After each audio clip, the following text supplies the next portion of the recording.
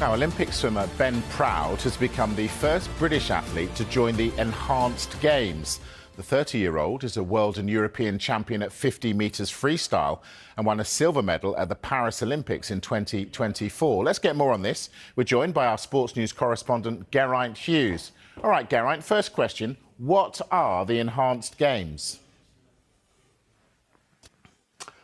There's a clue in the title. They're going to be a 4-day multi-sport games, but it's actually only 3 sports that they've highlighted at the moment of swimming, sprinting and weightlifting. It's due to take place in Las Vegas in the US in May of next year over the course of four days. The clue in the title is the Enhanced.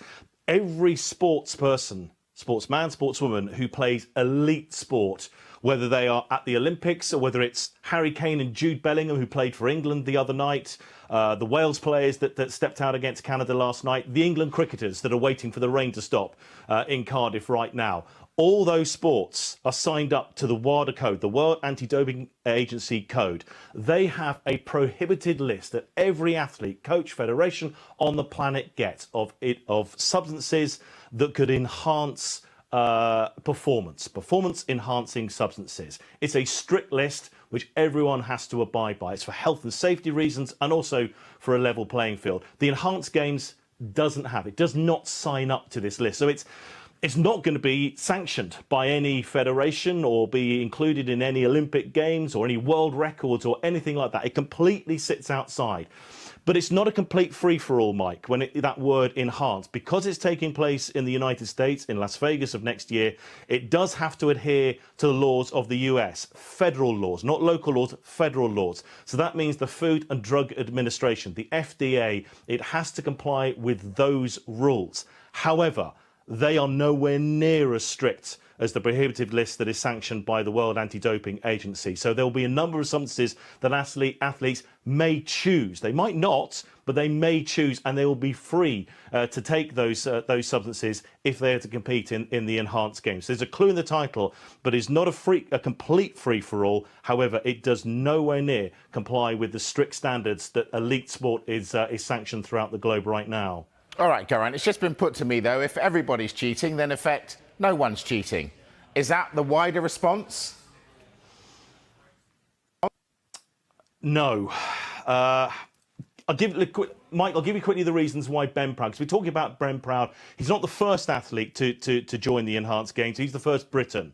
His reasoning, I think, is because he is coming towards the end of his career. He achieved a dream of getting an Olympic silver medal at Paris last year. And he said he's made this decision not for swimming, for the first time in 15-year career, not for swimming, but for himself. He can see the potential financial rewards on offer.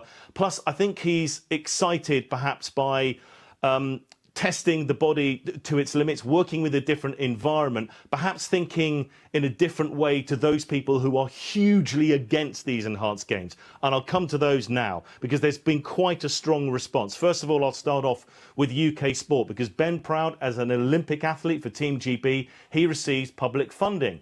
So they are not happy. They've sent out a strongly worded statement this evening. They'll be talking with GB Aquatics about whether Ben Proud is still eligible for funding, for elite sport funding, but they're really unhappy about it. UK Anti-Doping Agency, UKAD, they've sent out a message from their chief executive, Jane Rumble. It pretty much says is disappointed with Ben Proud, but also just saying it's not Enhanced Games. They're not enhancing sport, they're diminishing it.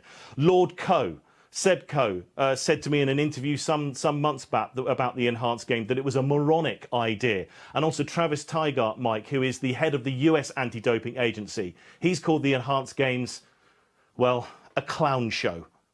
That's pretty strong. So you don't find too many people that are in favour of these Enhanced Games. However, just because of the sheer nature of it, Mike, that name as well, and the battle around clean sport as well, it gets the headlines. But just to sort of maybe a bit of perspective here, there aren't that many athletes who have signed up. As I said, I only mentioned 3 sports that could potentially take place in Las Vegas next year. But if you look at the list of athletes that are signed up, it's not many at all. Fascinating topic, Geraint. I have to move on. I could talk to you all night about this, but for the moment, thank you very much. We will revisit.